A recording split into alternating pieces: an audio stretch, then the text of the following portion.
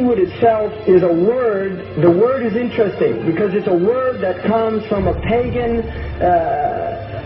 Hollywood is the holy wood, and it was the wood that the magical wands were made out of in the pagan sorcery, magic. And these wands were believed that the sorcerers that possessed them could put people into trances and control them. This is part of, this is symbolic, but it's also important to understand that part of what Hollywood literally does is it puts people into trances. It's a dream state. They call it the dream machine in the United States.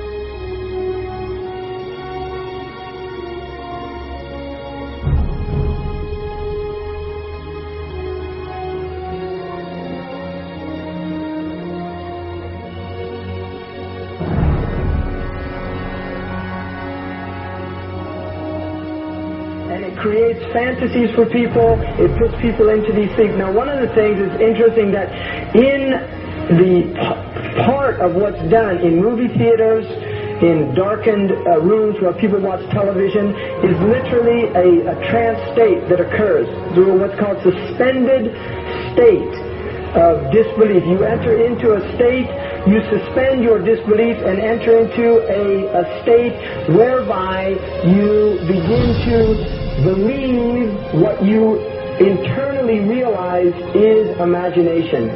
It's falsehood.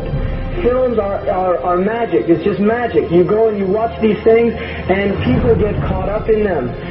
People cry during films. All this catharsis that takes place in these things. Many of the films, and this is an important element in the control mechanism, is literally allow people to go and have certain type of catharsis as a purging experience, which Aristotle talks about the necessary element. One of the necessary elements of tragedy is to create this cathartic experience.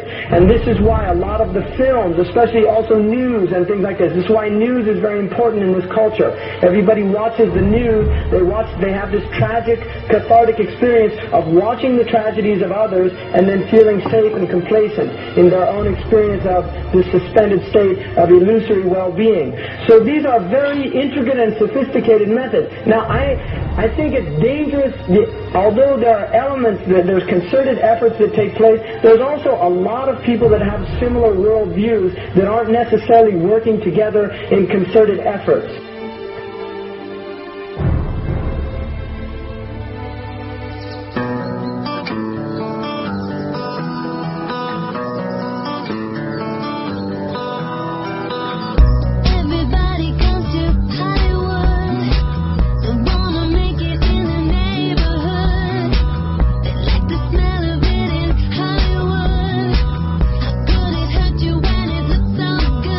Shine your light now.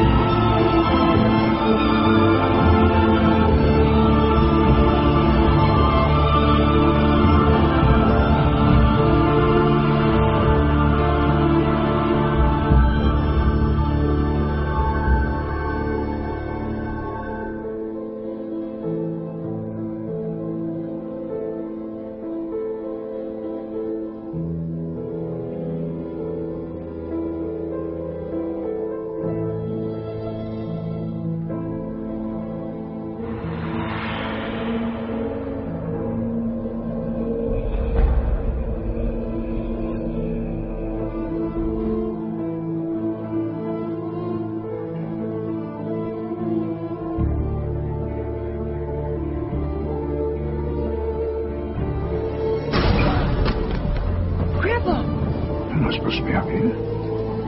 Nothing up there? I just wanted to know.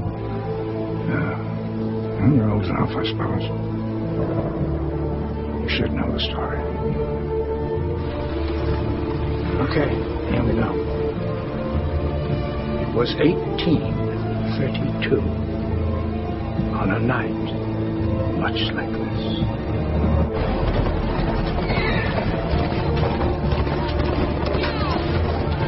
Charles Carroll was the last surviving signer of the Declaration of Independence. He was also a member of a secret society known as the Masons, and he knew he was dying. He woke up his stable boy in the middle of the night and ordered him to take him to the White House to see Andrew Jackson, because it was urgent that he speak to the president. Did he talk to him?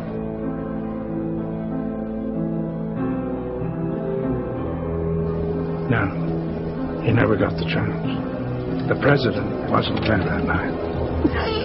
But Charles Carroll had a secret. So he took into his confidence the one person he could, my grandfather's grandfather, Thomas Gates. What was the secret? A treasure. A treasure beyond all imagining.